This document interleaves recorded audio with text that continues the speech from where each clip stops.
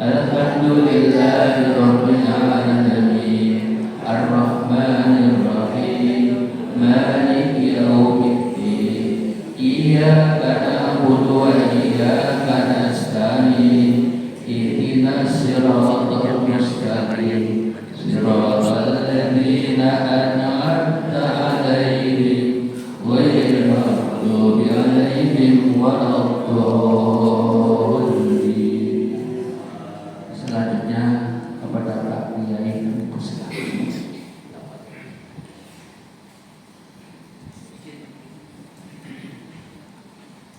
Bismillahirrahmanirrahim. Alhamdulillah wa nusalli wa nusallim ala sayyidina Rasulillah Sayyidina Muhammad ibn Abdullah wa ala alihi wa sahbihi wa ala para hadirin jamaah sekalian yang dimuliakan Allah Subhanahu wa taala, kita insyaallah ke depan akan membahas dua kitab, ya, yaitu kitab tasawuf yang bernama berjudul Al-Wasaya An-Nafi'ah, wasiat-wasiat yang bermanfaat. Yang mana wasiat ini diambil daripada firman Allah Subhanahu wa taala. Seseorang kalau selalu memberikan wasiat kebaikan, insyaallah kehidupan waktunya, detiknya, menitnya tidak akan dia ini menjadi orang yang rugi. Allah bilang wal asri innal insana lafi khusr illa alladziina aamanu wa 'amilus shalihati wa tawassaw bil haqqi wa tawassaw bis sabr. Sesungguhnya demi waktu asar, sesungguhnya manusia ini semua dalam keadaan rugi, kecuali mereka orang-orang beriman dan senantiasa melakukan perbuatan amal soleh dan senantiasa saling berwasiat tentang kebenaran, kemudian berwasiat juga tentang kesabaran. Kemudian hadirin, kitab yang kedua ini kitab tentang fikih. Tapi walaupun kitab ini tentang fikih, dalam kitab ini termasuk tiga ilmu. Ilmu yang pertama ilmu tauhid, yang kedua ilmu fikih, yang ketiga ilmu tasawuf. Sehingga dengan satu kitab ini kita ini telah menggugurkan kewajiban kita untuk mempelajari tiga macam ilmu. Dan ini kita ditahqiq oleh Al-Habib Jindan, dan memang amanah beliau untuk baca kitab ini di pengajian. Jadi saya sudah kemarin bilang Habib insyaallah ada pembukaan pengajian di Ustaz Amir. Mau baca kitab mana? Jadi dia ini dapat perhatian langsung dari Habib Jindan, ya. Sekarang kita buka kitab yang pertama, Al-Wasaya An-Nafi'ah. Kita langsung masuk kepada muqaddimah. Bismillahirrahmanirrahim. Subhanaka la ilma lana illa ma 'allamtana innaka antal alimul hakim. Pengarang memulai karangannya dengan memuji kepada Allah. Maha suci Engkau ya Allah, la ilma lana, yang tidak ada ilmu bagi kami illa ma 'allamtana. Halaman 18. Kitab yang biru 18. Innaka antal alimul hakim. Sesungguhnya Engkau Zat yang Maha mengetahui dan Maha bijaksana. Alhamdulillahi Rabbil bariyah. Segala puji bagi Allah Tuhan yang manusia. Alladzi 'amma 'ibadahu bid'awati wal wasiyah. Yang telah meratakan hambanya dengan dakwah dan wasiat. Jadi Allah Subhanahu wa taala telah menjadikan rata buat manusia. Dalam kehidupannya ada bentuknya ad-dakwah, ajakan, wal wasiyah, dan wasiat. Orang kalau sudah diajak, ya harus dia ikutin ajakannya selama itu ajakan baik. Wal wasiyah, wasiat ini pesan-pesan, agar dia ini ketika dipesan dia bisa berjaga, dia bisa melakukan. Karena kebanyakan manusia ini wakil insan halu'a, manusia ini banyak keluh kesah. perlu dikasih pesan, perlu dikasih wasiat, perlu dikasih nasihat. Wa khassal ba'du minhum bil hidayah wa rahmah. Dan Allah khususkan sebahagian mereka di dalam kehidupan mereka itu ada yang mendapatkan petunjuk dan kasih sayang. Ada juga di sebahagian mereka hidupnya nggak ada sama sekali petunjuk, nggak dapat hidayah sama sekali. Jangankan rahmat kasih sayang, hidayah aja enggak. Tapi bukti Allah Subhanahu wa taala kasih hidayah dan berikan kasih sayang kepada kita.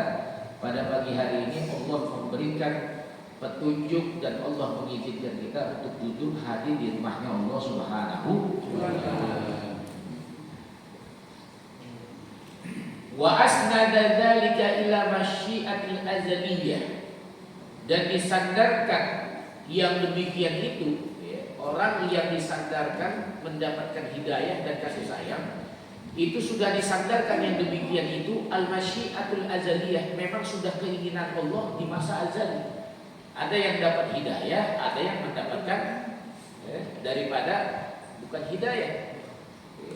Kebalikan hidayah itu khidlan. Dia nggak dapat iringan, nggak dapat arahan dari Allah, nggak dapat hidayah. Nah, kita beruntung hidup kita ini masih mendapatkan hidayah. Apa buktinya? Masih Allah gerakkan kita duduk bersama para ulama, para alim. Duduknya kita masih di tempat majelis taklim, bukan di tempat orang-orang yang lalai. Banyak kita duduk tempat orang lalai, cuma bisa nongkrong, bisa kongko kalau orang Betawi bilang. Tapi manfaatnya tidak ada. Ada kopi, ada rokok. Habis itu ngobrolnya ngobrol ngalor ngidul. Kadang-kadang gibahin orang, kadang-kadang omongannya tidak mengandung ilmu, kadang-kadang omongannya tidak mengandung wasiat, kadang-kadang omongannya tidak mengandung nasihat. Tapi kalau duduk di tempat ini, hadirin sekalian, yang berasa di dalam hati adalah ketenangan. Yang berasa di dalam hati adalah kenyamanan. Kenapa? Karena Allah itu ridho bima yasna', ridho terhadap apa yang kita lakukan. Apa yang kita lakukan? Duduk bersimpu di hadapan Allah dalam rangka menuntut ilmunya Allah, ingin mengenal kepada Allah, ingin mengenal terhadap perintah dan larangannya Allah, bahkan ingin mengenal junjungan kita baginda Nabi Muhammad sallallahu alaihi wasallam. Qala Allah Ta'ala, Allah berfirman, wa laqad wassayna alladziina utul kitaba min qablikum wa iyyakum an ittaqullah. Dan sungguh kami telah wasiatkan kepada orang-orang yang telah kami datangkan, yaitu kitab, min qablikum, dari orang-orang sebelum kalian. Ketika mereka adalah umat Nabi Musa, maka kitabnya adalah kitab Taurat. Maka di situ telah Allah wasiatkan akan wasiat-wasiatnya Allah. Ketika dia mengikut Nabi Daud, maka kitabnya adalah Zabur. Ketika mereka adalah pengikut dan umat Nabi Isa, maka kitabnya adalah Injil. Itu semuanya dalam kitab-kitab mereka juga diwasiatkan oleh Allah. Wa iyyakum, dan kalian juga. Wa iyyakum, dan kalian juga diwasiatkan, telah kami wasiatkan. Apa wasiatnya Allah? Anittaqullah, hendaknya kalian ini bertakwa kepada Allah. Coba, ini ayat sudah turun, ini ayat sudah diterima oleh Nabi Muhammad, dan Nabi Muhammad menyampaikan para sahabat, sampai sahabat menyampaikan kepada tabi'in, kemudian pada pengikutnya para tabi'in, kepada ulama orang-orang terdahulu, orang-orang salaf, dan orang-orang yang terbelakang, yaitu orang-orang salaf, sampai kepada kita. Apa wasiatnya Allah? Disuruh sampaikan wasiatnya Allah, hendaknya kalian bertakwa kepada Allah. Wa qala ta'ala, dan Allah menyeru kepada kita, mengajak kepada kita. Apa kata Allah? Wallahu yad'u ila daris salam. Sesungguhnya Allah menyeru, mengajak kalian semua ila daris salam, menuju rumah keselamatan. Siap, mana itu rumah keselamatan? Apa itu rumah keselamatan? Rumah keselamatan adalah al-jannah. Allah mengajak kita, menyuruh kita, ya, mengarahkan kita agar kita ini menuju kepada rumah keselamatan, yaitu surga. Dan surga itu, ya, tidak akan diberikan kecuali kepada orang-orang yang takwa. Wa yahdi may yasha ila siratim mustaqim. Dan Dia Allah yang memberikan petunjuk hidayah bagi siapa-siapa yang Allah hendaki. Ila siratim mustaqim, menuju jalan yang lurus. Ada juga yang tidak diberikan oleh Allah hidayah, petunjuk. Makanya itu yang diberikan hidayah, man yahdillah fala mudil. Orang yang diberikan hidayah Allah udah gak bakal tersesat dia. Hidupnya hanya untuk Allah. Sehari-harinya dia kasih waktunya untuk melaksanakan perintah Allah. Dia pedulikan, ya, apa yang diturunkan oleh Allah daripada Al-Quran, dari firman-firman Allah. Dia baca. Dia tandai, ya Allah ini saya sudah kerjain yang ini belum. Ya Allah ini saya sudah tinggalin yang ini belum. Itu kan semuanya Al-Quran itu isinya perintah Allah dan larangan Allah. Dan kisah orang-orang yang terdahulu, ya, ini cuma pengulangan. Hidup kita ini sebenarnya cuma pengulangan dari orang-orang terdahulu, dari para nabi-nabi terdahulu dan umatnya. Kalau yang taat, dia bakal dapat begini. Yang gak taat, dia dapat begini. Yang berzina, umat terdahulu dia berzina, dia bakal begini. Ya, yang homo bakal begini. Kemudian yang minum khamar bakal begini. Itu disebutkan semua di dalam Quran. Tinggal kitanya mau ngejalanin atau tidak, mau ninggalin larangan Allah atau tidak. Itu semua ditawarin sama Allah Subhanahu wa taala. Dan Allah udah ajak nih. Wallahu yad'u ila daris salam. Allah menyeru, mengajak kalian menuju surganya Allah Subhanahu wa taala. Cuma kadang-kadang yang disuruh, yang diajak males-malesan. Dan Pak, dalam Al-Quran juga dijelaskan bahwa surga itu, ya, tingkatannya banyak, ya, ada 7 atau 8. Ada 7 atau 8? 7. Ini pada diem aja, kayaknya udah pada paham. Nah, jadi tingkatan surga itu, ya, bertingkat-tingkat. Kita ini jangan kadang-kadang di kehidupan dunia, hal yang sudah dijamin itu kita kejar-kejar, yang belum dijamin, kita nggak kejar. Semua memang masuk surga, semuanya, kalau punya kalimat la ilaha illallah. Cuma yang menentukan surga kita di tingkatan berapa itu amal. Nah, di dunia ini tempat beramal. Mumpung masih hidup, mumpung masih ada usia, sehat, beramal. Wa sallallahu ala sayyidina Muhammad. Wa qala ta'ala, dan Allah berfirman, yahtassu bi rahmatihi man yasha wallahu dzul fadlil 'azim. Dan Allah telah mengkhususkan dengan kasih sayangnya siapa saja yang Dia kehendaki. Jadi tidak semua diberikan kasih sayangnya Allah secara umum, tidak. Tapi ada yahtassu, dikhususkan. Orang tuh kalau seandainya mendapat kasih sayang yang khusus, ya, maka dia harus mengkhususkan Allah pada kehidupannya. Ya. Kalau nggak khusus ya sudah, kita sama. Setiap dari kita pasti dikasih makan sama Allah, dikasih rezeki. Tapi ada juga Allah kasih rezeki yang khusus juga kepada orang-orang yang khusus. Siapa orang-orang yang khusus? Yang ketika hidup dia mengkhususkan kehidupannya hanya semata-mata kepada Allah. Yang mengkhususkan waktunya hanya semata-mata untuk Allah. Kalau seandainya dia punya waktu buat bekerja, dia punya waktu ketika dipanggil sama bosnya, siap Pak Bos, saya kerjain, saya datang. Dia punya waktu buat keluarga, buat sahabat, buat teman. Masa dalam kehidupannya sehari nggak punya waktu buat Allah yang Dia khususkan? Maka orang tersebut tidak akan dapat khususan juga dari Allah. Tapi kalau Allah menjadi sesuatu yang khusus, bahkan lebih dari yang khusus, maka Allah pun memberikan kekhususan juga buat dia. rizkinya, kesehatannya, ketenangannya, kenyamanannya, keamanannya, semua dikhususkan oleh Allah.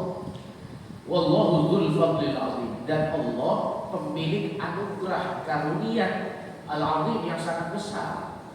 Bukan karunia itu dari orang kaya, bukan dari pejabat, bukan dari bos, dan itu semua dari Allah Subhanahu wa ta'ala. Yang mengatur itu semua adalah Allah.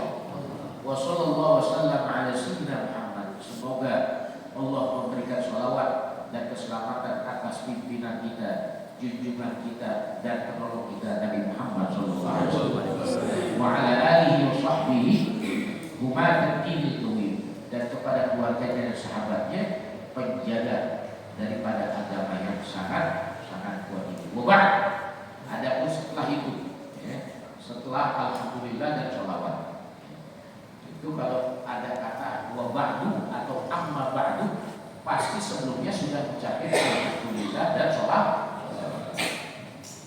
Wassalamualaikum warahmatullahi wabarakatuh. Semoga keselamatan buat kalian dan rahmatullah dan keberkahan.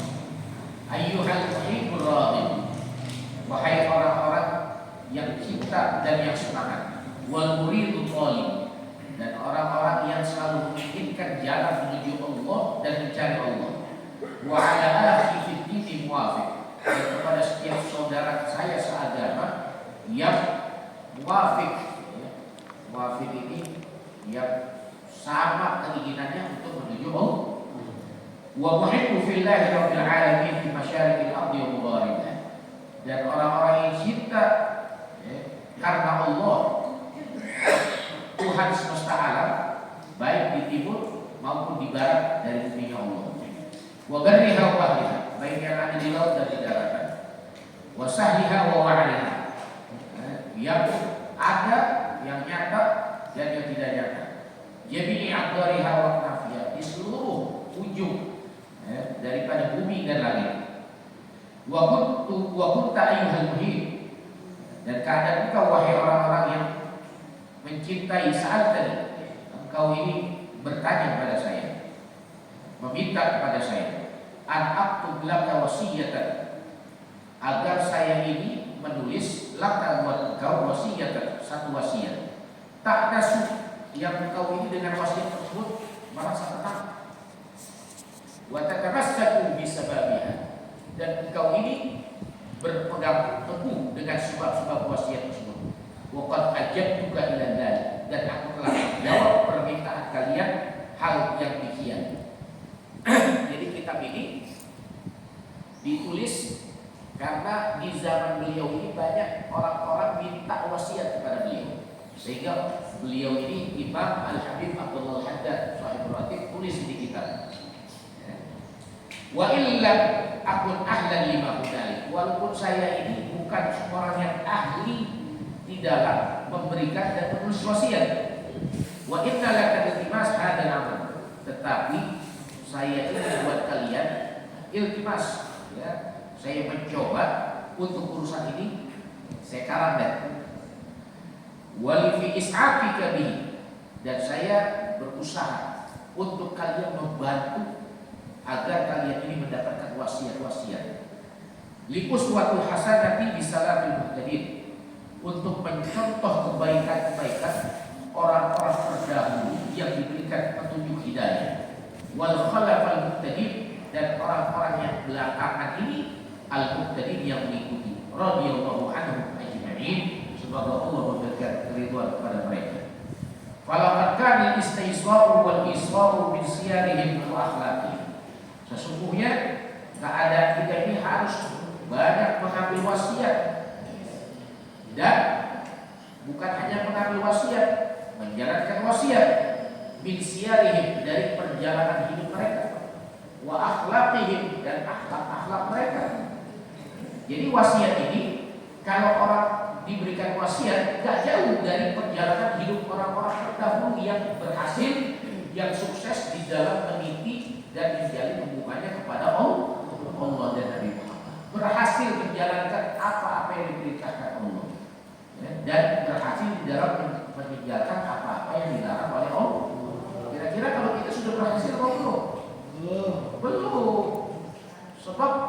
bisa disebut berhasil ketika akhir umurnya dia mendapatkan husnul khatimah dan dia membawa kuatnya iman dan hubungannya dia kepada Allah. Belum kelihatan sekarang. Waqad wasafahumullah bidzalika fi kitabihil hamid, dan Allah telah mensifatkan mereka, menyebutkan sifat mereka bizalik yang demikian fi kitabihil al-hamid, di dalam kitabnya Al-Qur'an al-hamid yang sangat terpuji. Alladzi la ya'tihi al-batil min baini yadihi, yang tidak ada perkara-perkara batil di dalam kehidupan mereka. Enggak. Orang yang sungguh-sungguh tidak mencampurkan yang hak dan yang batil. Wala man khalaqahu tanzil min hakimin hamid, dan tidak ada di antara mereka orang-orang terdahulu yang mereka ini berlainan dengan apa yang diturunkan di dalam Al-Quran. Tidak ada. Fatlubhu, maka carilah dan tuntutlah hal-hal seperti mereka. Tajidhu wadihan fi surati, maka engkau ini akan mendapati hal yang jelas di dalam surah Al-Balad wal Asr. Innal insan wal asr, innal insana lafi tadi yang kita telah baca. Wastarshidillaha wasta'in bih, dan mintalah petunjuk kepada Allah dan pertolongan dengan Allah. Alal qiyam, di dalam kita melaksanakan biadai haqqi rububiyyati, di dalam menunaikan hak-hak ketuhanan daripada Allah. Kita minta tolong. Kadang-kadang banyak nih hak-haknya Allah kita nggak bisa jalani, nggak bisa kita berikan haknya Allah. Padahal kalau kita tidak dikasih haknya, wah dikasih susah nih. Kenapa saya dikasih susah? Tuntut. Sama istri kita nggak dikasih hak, marah. Tapi Allah Subhanahu Wa Taala berapa tahun kita nggak kasih haknya Allah? Hari ini berapa jam kita nggak kasih haknya Allah? Tapi Allah nggak kasih bencana, nggak kasih azab kepada kita. Kenapa? Karena kita merupakan umat Nabi. Kalau kita bukan umat Nabi Muhammad, luar biasa, udah dikasih adab setiap detik. Tapi karena kita umat Nabi Muhammad Sallallahu Alaihi Tursyad wa tu'ad, kalau kamu sudah minta dari petunjuk dan minta pertolongan, tursyad, pasti kau diberikan petunjuk. Wa tu'ad, dan kamu pasti diberikan pertolongan. Wala haula wala quwwata illa billahil aliyyil azim. Sekarang ini wasiat yang pertama. Di sini baru kita baca kitab fikih. Wa'lam, ketahuilah wahai saudara-saudara, anna ahaqqu syai'in bi taqdimi bil wasiyah, sesungguhnya paling wasiat yang paling berhak dan utama tidak diutamakan dan harus didahulukan adalah wasiat tamat. Kita ini kan disunahkan kalau sebelum tidur itu kita disuruh tulis wasiat dan ditaruh di bawah bantal. Itu sunnah setiap malam. Buat apa Ustaz? Buat kita ini ngikutin Nabi. Jadi kalau besok kita ini umur kita nggak nyampe besok, ketika lagi tidur kita ditarik ruh kita, dicabut ruh kita udah kasih wasiat sama anak istri kita. Sehingga ketika kita sudah wasiat, kita ini tergolong hamba Allah yang baik. Kenapa? Karena ditulis di wasiat tersebut apa? Yang pertama wasiat takwa. Hendaknya kalau suamimu, kalau ayahmu meninggal dan kau baca surat ini, janganlah engkau wahai anakku, wahai istriku, engkau ini jauh daripada ketakwaan kepada Allah. Harus wajib bertakwa. Itu wasiat pertama. Yang kedua baru wasiat kebaikan. Istriku hendaknya kau begini, anakku hendaknya kau begini. Jangan wasiat di sini tulisin warisan. Ini tanah bapak ada di sana, jalan bapak ada di 1 hektar. Semua wasiat tentang harta semua. Gak ada wasiat takwa. Begitu meninggal, karena wasiatnya cuma warisan, kata Allah, berarti hidupnya cuma buat dunia, cuma buat harta. Tapi kalau wasiatnya tentang takwa, itu dia meninggal ya. Kalau dia ada dosa, karena dia sudah wasiat takwa, hendaknya kamu begini, jangan makan makanan yang haram. Wahai istriku, setelah aku tinggal, maka kau bersungguh-sungguhlah di dalam mencari hal-hal yang halal untuk kau masukkan ke dalam mulut anak-anakmu. Itu jadi baik. Iya, jika kita enggak. Kalau udah mau tidur, naik kasur, boro-boro wudu, boro-boro baca doa, langsung aja udah. Kan begitu kita. Kebanyakan bukan orang sini sana. Orang sini nggak ada, insya Allah. Tapi katanya pindah dari sini. Wa usika wa nafsi wa kafatal mu'minina wal muslimin.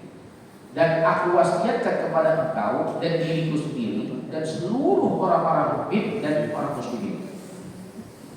Wasiat kenapa? Bittaqwallahi rabbil alamin. Agar bertakwa kepada Allah Tuhan semesta alam. Fa innahal wasilah al-musilah ila khairatid darain. Karena sesungguhnya takwa itu, wasiat takwa itu al-wasilah. Dia adalah menjadi wasilah perantara. Al-musilah yang bisa menyampaikan ila khairatid darain, kepada kebaikan dua tempat, yaitu dunia dan akhirat. Jadi bukan hanya kita ini mendapatkan kebaikan dunia, enggak. Orang kalau sering wasiat ya, kepada anak, kepada istri, kerabat, teman, wasiat tentang takwa, dia pasti dapat khairat, yaitu kebaikan-kebaikan. Bukan khair ya, kalau khair cuma satu. Khairat, kebaikan-kebaikan. Kebaikan apa? Ad-darain, baik di dunia dan akhirat. Wal asasul ladzi yasbutu alaihi bina'a amriddin. Dan wasiat takwa itu dia adalah fondasi yang sangat kokoh dan mengakar buat dia di dalam membangun urusan agama. Wa idza lam yakun al-asas fi ghayatil ihkam kana al-bina' alayhi ila al-inhidam aqrab min ila al-iman. Walaupun keadaan fondasi tersebut bukan menjadi yang paling intinya di dalam hukum-hukum, tapi paling tidaknya kita telah membangun suatu bangunan yang tidak bisa runtuh dan lebih dekat bisa lagi dilanjutkan itu bangunan kalau sudah wasiat takwa. Ini enggak ya, kasih fondasi enggak ya, hancurin dia. Bikin rumah enggak bisa, rumah warisan dijual. Gitu. Jadi ini ada goidahnya itu karena bina alaihi ilal inhidam aqrab minhu ilal timam. Kalau udah ada fondasi kan bisa tinggal terusin. Dia enggak bikin fondasinya enggak bisa, enggak mampu, ditinggalin rumah sama bapaknya dijual. Ya sudah habis. Enggak bagus kan begitu. Kebanyakan yang begitu itu orang Betawi, tapi Betawi sono. Sini mah insyaallah anaknya sama baik. Ada di sini insyaallah. Wallahu a'lam. Kita ini selesai. Sekarang kita bahas tentang tauhid, fikih dan tasawuf. Ini awalnya tauhid.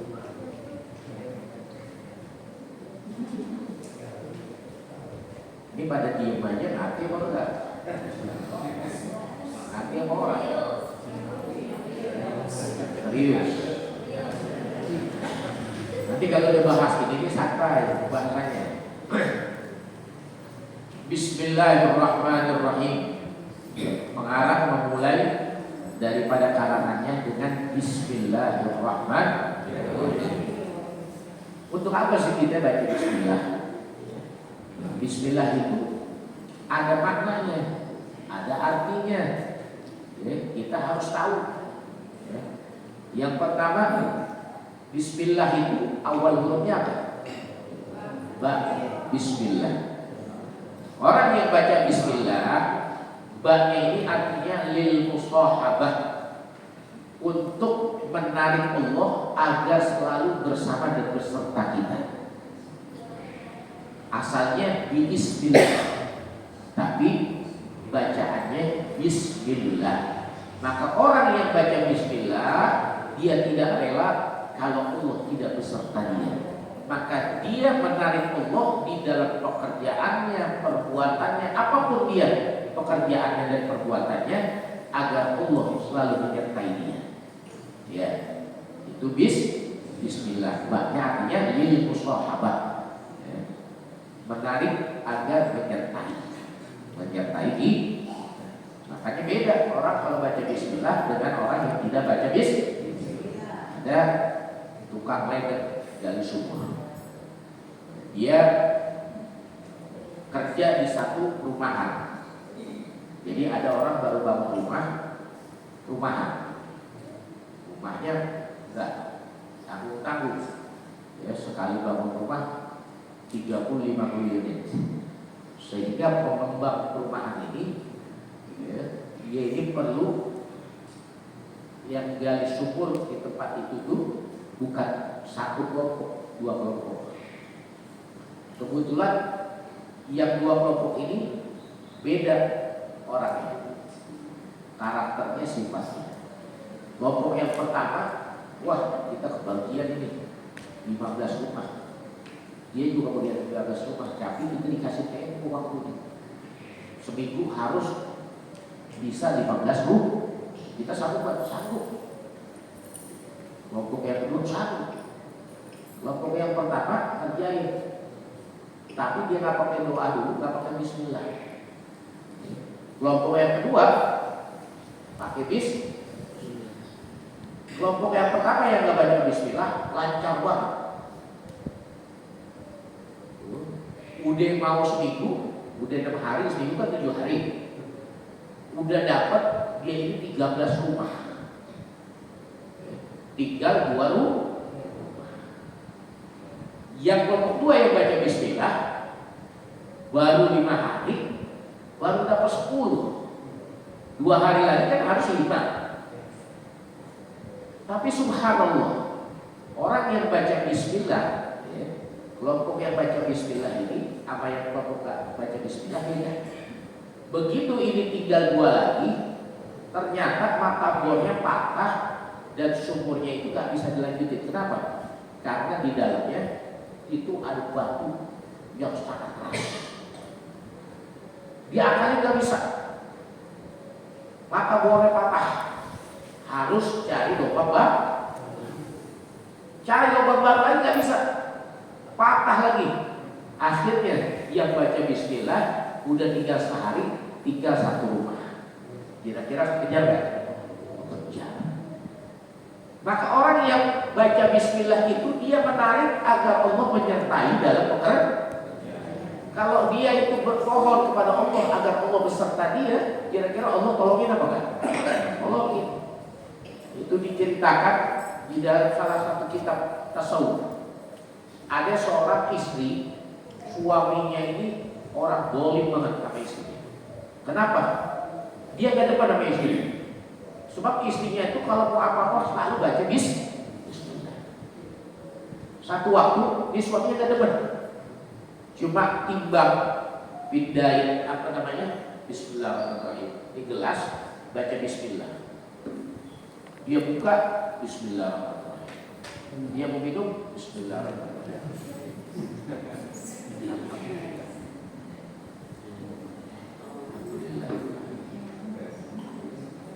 Ini istrinya mau ngapain aja baca bismillah. Akhirnya suaminya ini saking gak senangnya, dia titipin satu titipan sama istri. Wah istriku, ini saya titip. Oh, kamu ini jaga titipan ini, jangan sampai hilang ketika waktunya saya mau ambil. Baik buat suami. Ditaruh di tangan dia buka lemari, ada kotak. Di dalam kotak itu ada kotak lagi. Kemudian setelah dia masukin, dalam 2 kotak dia taruh di laci, kemudian dia kunci. Kuncinya dia taruh di bawah pakaian. ketika istrinya udah tutup pintu, suaminya lupa ngintip. Jadi tempat di mana saya amanatkan barang ini, di tempatnya ditaruh di mana, disimpan di mana, diintip sama dia. Akhirnya dia tahu. Begitu istrinya tinggalkan kamar, dia masuk kamarnya. Begitu dia masuk kamarnya, dia ambil itu kunci, kemudian dia buka itu kotak, dan dia ambil lagi itu amanat yang diamanati sama istri. Kemudian dia lempar ke sumur. Kalau istri saya ini, dia bertahun-tahun, berpuluhan tahun baca bismillah, bismillah itu bisa bantu dia, saya bakal percaya sama bismillahnya. Akhirnya setelah seminggu, suaminya korak-korak, wah istri, mana yang abang titipin sama kamu, titipan apa? Sekarang abang perlu sama itu barang. Maka dia ada di lemari, kata istri. Maka mulai dia ambil kunci lemari, dia baca bismillahirrahmanirrahim. Dia buka lagi lacinya, bismillahirrahmanirrahim. Dia buka kotak yang pertama, baca bismillahirrahmanirrahim. Suaminya tenang. Saya punya hasrat buat marah-marahin dia, buat maki dia, dan buat cerai dia. Jadi suaminya ini punya niat nggak baik, pengen ceraiin gara-gara barang titipan ini. Begitu dia buka kotak terakhir, bismillahirrahmanirrahim, baca bismillah, dia dapat itu titipan masih ada di dalam. Kaget. Maka saat itu suaminya langsung nangis. Begitu dia nangis, dia tobat dan dia percaya dengan kalimat bismillahirrahmanirrahim. Ketika seseorang baca bismillah, berarti Allah campur tangan dan Allah menyertai orang tersebut. Mimpi ini suaminya ngaku ke istrinya, oh istriku, sebenarnya saya ini telah ikutin kamu ketika kamu ini ingin nyimpen barang saya yang saya titipkan. Tapi saya bingung, kok itu titipan masih ada, padahal saya sudah ambil kembali dan saya lempar ke dalam. Setelah dia ngaku, malamnya dia mimpi. Apa dia mimpi? Dia mimpi, wahai suaminya Fulanah binti Fulanah, ketahuilah Allah tidak akan menyia-nyiakan dan Allah tidak akan membiarkan orang yang baca bismillah di dalam keadaan sedih, dalam keadaan susah, dalam keadaan tidak tenang dan tidak selamat. Maka suaminya ini nanya, kamu siapa?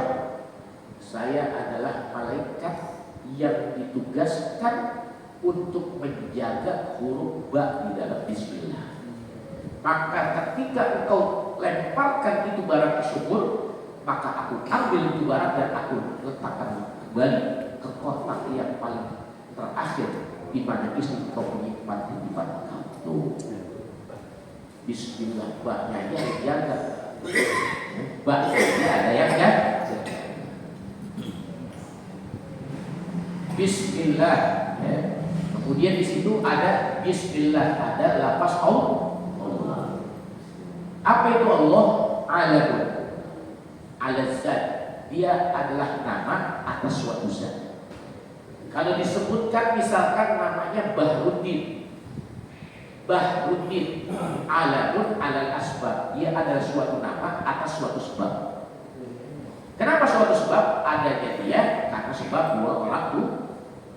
Tapi kalau disebut Allah, alamun alal zat, suatu nama atas suatu zat. Al-wajibil wujud, yang wajib ada. Kalau kita nggak wajib ada, karena kita adanya karena diadakan. Nggak wajib ada. Al-mustahiqu li jami'il kamalat, yang berhak atas seluruh kesempurnaan. Kalau kita tidak berhak untuk kesempurnaan, seluruh kesempurnaan tidak berhak. Makanya kalau ada orang yang bilang kamu bodoh, iya benar saya bodoh, gak usah marah. Kenapa? Karena yang berhak disifatkan dengan kesempurnaan hanya Allah. Kita tuh gak sempurna. Kita lahir telanjang. Wallahu yakhrujuna min butuni ummahatikum la ta'lamuna syai'an. Dan Allah telah mengeluarkan kalian dari perut ibu kalian la ta'lamuna syai'an. Keadaan kalian ini tidak mengetahui apapun. Ya, makan mesti disuapin. Perlu haus, perlu minumin. Kemudian kencing dicebokin. Buang air dicebokin. Pakai pakaian dipakein. Enggak ngerti apa-apa. Ya kan? Enggak ngerti apa. Kemudian kita memang awalnya itu bodoh. Tidak ngerti apa-apa. Nah, kalau kita dibilang dasar tolong, iya benar saya tolong. Ada nggak yang begitu orang sini sekarang? Nggak ada. Kita dibilang tolong bodoh. Bertandung itu bukan orang sini, insya Allah. Kita ini nggak wajib ada karena kita ada. Sekarang kita ada. Ada kayak yang jamin? Setahun lagi kita masih ada. Berani ada yang jamin? Tunjuk tangan. Nggak ada. Tapi kalau Allah ini wajib ada. Dulu ada, sekarang ada, besok ada, dan seterusnya bakal ada. Kenapa? Karena wajib ada. Tapi kalau kita nggak wajib ada karena kita adanya kita karena sebab, tapi adanya Allah bukan karena sebab. Ar-Rahman itu kan Bismillahirrahmanirrahim. Ada kalimat Ar-Rahman. Apa itu Ar-Rahman? Al-Mun'im bi jalalil ni'am, yang memberikan nikmat dengan seagung-agungnya nikmat. Kita ini diberikan nikmat dengan seagung-agungnya nikmat. Apa? Kita dikasih sama Allah rizki, makan dan minum. Orang kafir juga. Orang kafir dapat sifat rahmannya Allah juga. Tapi kita ini dikasih juga Ar-Rahim. Apa itu Ar-Rahim? Al-Mun'im bidagaikin ni'am, yaitu yang memberikan nikmat dengan selembut-lembut kenikmatan. Kalau orang kafir itu nggak dapat kenikmatan dengan selembut-lembut kenikmatan. Kenapa? Kalau dia dikasih jalail ni'am, keagungan daripada yang memberikan nikmat. Wah, dia mau mobil dikasih mobil, dia mau kaya dikasih kaya, dikasih kenikmatan semuanya. Tapi kalau kita dikasih lebih hebat daripada itu. Apa? Dagaikin ni'am, selembut-lembutnya kenikmatan Allah. Maksudnya apa tuh selembut-lembutnya nikmat Allah? Dikasih kenikmatan yang membuat dia selamat, yang membuat diberikan kenikmatan yang membuat dia tidak binasa, diberikan kenikmatan yang membuat dia ini bersyukur kepada Allah Subhanahu wa Ta'ala. Tanda orang kalau nggak bersyukur itu dia nggak dapat dagaikin ni'am. Itu nikmat yang selembut.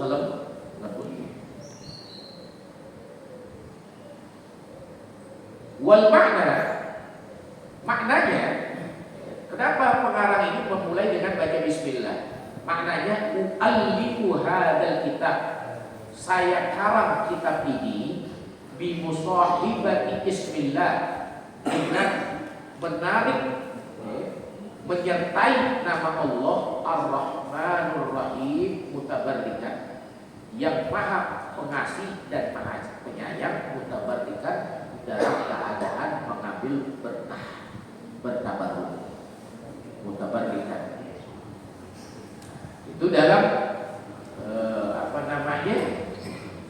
dalam keterangan yang lain, bada'tu bismillahirrahmanirrahim hadal kitab kama bada'al Qur'anul Karim. Saya mulai kitab ini dengan baca bismillah sebagaimana dimulainya Al-Qur'anul Karim dengan bacaan bismillah. Ahkamul basmalati khamsatun. Hukum baca bismillah ada 5. Bu, baca bismillah hukumnya ada 5. Ada hukumnya wajib, ada hukumnya sunnah, ada hukumnya makruh, ada hukumnya haram. Tahu itu? Baca bismillah hukumnya haram ada? Baru tahu? Ya. Baru tahu enggak? Kok baca bismillah ada hukum haram gimana nih Ustaz? ustaznya sesat kali ini. Bagaimana bisa itu baca bismillah hukumnya haram? Ada. Makanya ngajinya jangan setengah-setengah. Kalau setengah-setengah repot. Nanti ustaznya disebut tak sesat. Kalau sesat mana lagi nih? Padahal hukum baca bismillah haram itu ada. Yang pertama, hukum baca bismillah hukumnya wajib. Kapan itu wajib baca bismillah hukumnya? Ya, karena fi sholat, sebagaimana ketika kita sedang sholat. Itu kalau kita pada Syafi'i nggak baca bismillah imamnya ya, atau makmumnya, maka nggak sah bacaan Fatihahnya. Kalau Fatihahnya nggak sah, maka rukunnya kurang. Kalau rukunnya kurang, berarti sholatnya nggak sah. Iya Bu. Ada orang datang ke Indonesia, so tahu, baru belajar di Madinah 3 tahun, tapi wali Songo berpuluh-puluh tahun. Madhabnya semua Syafi'i. Wali Songo semua wajib, semua madhabnya Syafi'i. Para penyebar Islam semua madhabnya Syafi'i. Bacanya bismillah. Ini anak baru sekarang, baru 10-20 tahun yang lalu nih, masuk aliran ke Indonesia, belajar di Madinah. Imam di masjid, Alhamdulillahirabbil alamin, nggak pakai baca bismillah. Padahal Indonesia semua ini sudah ditetapkan apa penyebar Islamnya bermadhab Syafi'i. Nggak cocok kalau mazhabnya Hanafi, Hambali, Maliki, nggak cocok. Kenapa? Karena mereka sudah tahu, ya, ditimbang dari unsur airnya. Ya, maka cocok di Indonesia ini geografinya airnya ini adalah sama dengan mazhab Syafi'i. Udaranya, ya, geografisnya udaranya Syafi'i. Beda dengan Pakistan, dengan Arab, itu beda. Datang zaman sekarang anak ya, baru 2 tahun yang lalu di Ummul Qura kita di Madinah, tapi berani hukumin kiai-kiai yang dahulu. Kiai dulu berani sesat, ente sesat. Yang kedua, hukum baca bismillah wa maktubatun. Hukum baca bismillah sunnah, ya. Inda kulli amrin zibal, ketika dia ini melakukan suatu perkara yang dianggap penting oleh syariat. Yes. Contoh, kita ini mau ngerjain apa yang dianggap penting sama syariat, mau makan, baca bismillah. Syariat itu ya, memperhatikan nggak perkara makan. Kalau syariat diperhatikan termasuk makan, maka baca bismillah hukumnya sunnah. Kemudian dikatakan kullu amrin zibalin la yubda'u fihi bismillahirrahmanirrahim fa huwa aqta. Wa fi riwayatin fa huwa majzum. Wa fi riwayatin fa huwa majzum. Aina bisul barakah. Setiap segala sesuatu yang dikasih perhatian oleh syariat, kemudian dia tidak dimulai dengan bismillah, maka dia aqta, terputus. Atau majzum, yaitu seperti orang yang punya penyakit baros. Tahu gak? Orang tuh kaya, tapi semuanya dia punya, tapi dia punya penyakit baros, sopak, kurang gak? Kurang. Orang kalau berbuat sesuatu gak baca bismillah seperti orang punya sakit sopak. Kemudian dalam riwayat seperti orang yang mandul, mobilnya ada 10, 15, 20, kontrakannya berpintu-pintu, apa aja dia punya, tapi gak punya anak turunan. Kira-kira kurang gak? Orang yang gak baca bismillah di dalam perbuatannya itu sama seperti itu. Atau seperti penyakit kusta, majzum. Air maridun awwaluhu yuhbar supaya yuswat supaya udwan ala udwin. Seperti punya penyakit kusta. Apa penyakit kusta? Itu suatu penyakit awwaluhu yuhbar. Awal pertamanya dia memerah, supaya yuswat, kemudian dia berhitam, supaya yuktok, kemudian dia terputus udwan ala udwin, anggota tubuhnya satu persatu. Jadi orang yang gak baca bismillah sama seperti orang penyakit kusta. Itu Nabi yang bilang. Jadi hukum baca bismillah udah berapa hukum tuh? Udah 2. Yang ketiga makruhatun. Hukum baca bismillah makruh hukumnya. Indal makruh li zatihi, ketika dia mengerjakan sesuatu yang makruh pada zatnya. Kata disaybi seperti nyambut uban. Nyambut uban hukumnya kan makruh. Maka baca bismillahnya juga makruh. Ini ada uban. Bismillahirrahmanirrahim.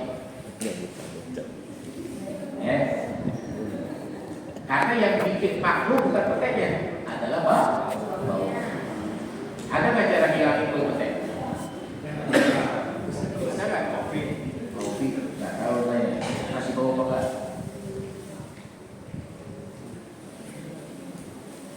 Wa muharramatun. Hukum baca bismillah hukumnya muharramatun, yaitu haram. Indal maksiat, seperti maksiat dan zina, di zina. Contoh, ini orang zaman sekarang kan tidak apelin apa pacarnya, padahal baru calon bukan pacar. Malam minggu dia datang ini calonnya, kata calon mertuanya, mana calon suami kamu, suruh datang sini, ibu mau ngomong. Oh iya. Habis ngomong sama ibunya dikasih martabak, kasih duit seneng. Akhirnya diizinin ngobrol sama anak. Ini anak muda, ini kamu calon istri saya, insya Allah kita seminggu lagi nikah. Kan seminggu lagi nih, itu urusannya sudah halal paham, masih haram kan? Kamu nih masya Allah, insya Allah kamu calon istri saya soleha. Dibungkus pakai agama. Tapi begitu dia mau panggilan, apa boleh kan doain kamu? Boleh Pak. Sini dekat. Dipegang-pegang rambutnya. Bismillahirrahmanirrahim. Ya haram. Kenapa? Perbuatannya haram, baca bismillahnya haram.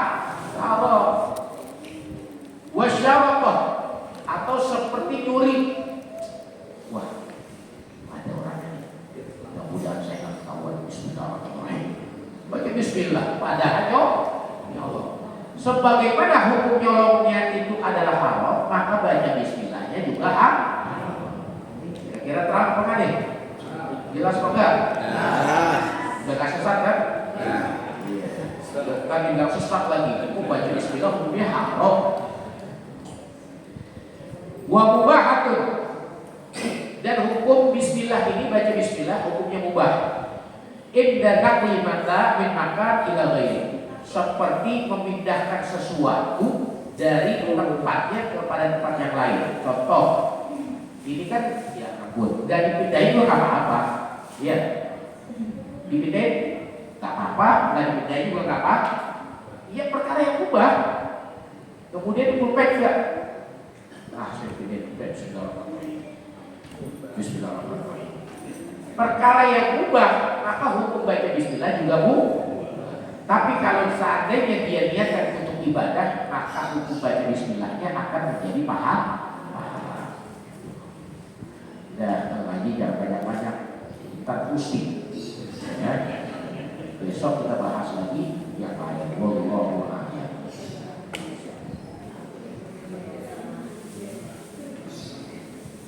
Kepada para jamaah, ini ada yang perlu saya tanyakan kepada Pak Kiai tentang wasiat. Pertama, wasiat itu harus ditulis apa lisan. Yang kedua, kadang-kadang umumnya berwasiat itu pada saat sakaratul maut, dia panggil notaris dan lain sebagainya. Itu aja. Kemudian yang perlu saya sampaikan kepada para jamaah ini kita sangat bagus sekali untuk pegangan kita dalam mengaji. Ya. Ini yang pertama tadi yang dibaca nomor 17 kepada Pak Kiai. Kemudian yang kitab Yasin halaman 2 baris ke-6 dari bawah. 1, ya. Jadi nanti kalau itu nanti sebelumnya halaman sekian, baris sekian. Jadi nanti yang 5 insya Allah lebih itu pakai. Itu saja Pak. Terima kasih. Jadi wasiat ini ada wasiatul 'am, ada wasiatul khas. Ada wasiat yang sifatnya umum, ada wasiat yang sifatnya adalah khusus. Ada wasiat yang berhubungan dengan kehidupan dunia, ada wasiat yang berhubungan dengan akhir.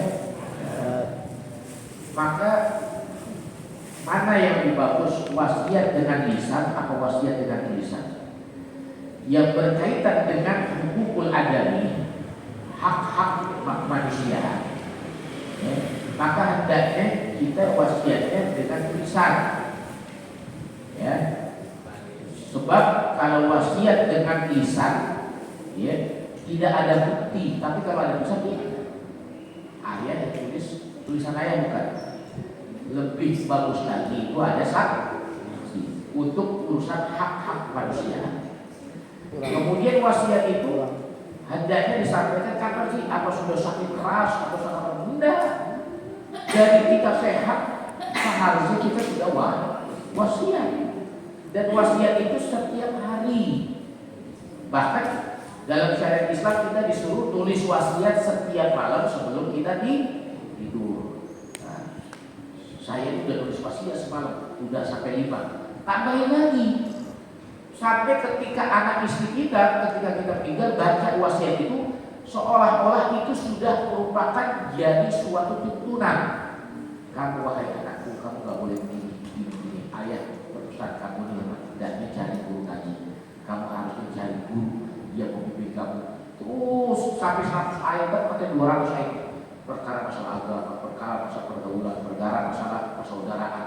Saya wasiatkan hendaknya kamu kepada kakak kamu harus hormat terus, sehingga ketika meninggal, ketika itu dibacakan wasiat, kita tergolong di hadapan Allah menjadi hamba yang selalu mengarahkan dan memberikan petunjuk kepada anak-anak kita dan istri kita, arahan dan petunjuk yang benar yang sesuai dengan ajaran baginda Nabi Muhammad. Sehingga mati kita di mata Allah, mati yang telah meninggalkan wasiat yang mulia kepada anak dan istri. Jadi gitu ya. Jadi wasiat dan mesti ketika sudah sakit keras, udah mau sakaratul maut ya, sakaratul maut ya sudah nggak bisa wasiat. Ya, ucapin la ilaha illallah susah, apalagi wasiat. Ya, jangan kita orang yang ahli ibadah aja itu belum tentu bisa mampu mengucapkan kalimat la ilaha, karena begitu banyaknya gangguan ketika akhir hayat ini. Gangguan dari jin, iblis, naudzubillah, subhanallah. Ada lagi. Insya Allah jamaah sini sih insya Allah lebih terkuat. Gak mau tanya ya. Pokoknya kalau udah diem dia udah ketahuan, udah paham. Yang mau nanya silakan, hubungan Bapak Kiai. Bebas. Diemnya paham apa-apa. Yang ajaran diemnya ini kan apa-apa. Sudah ya? Sudah. Kita tutup ya. Doa Al-Fatihah.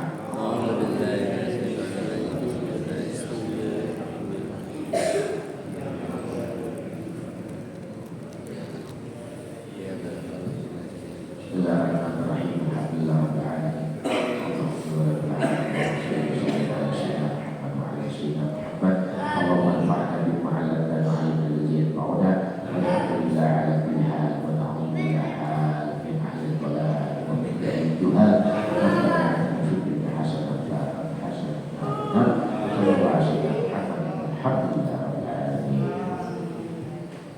Alhamdulillah, takdir sudah selesai.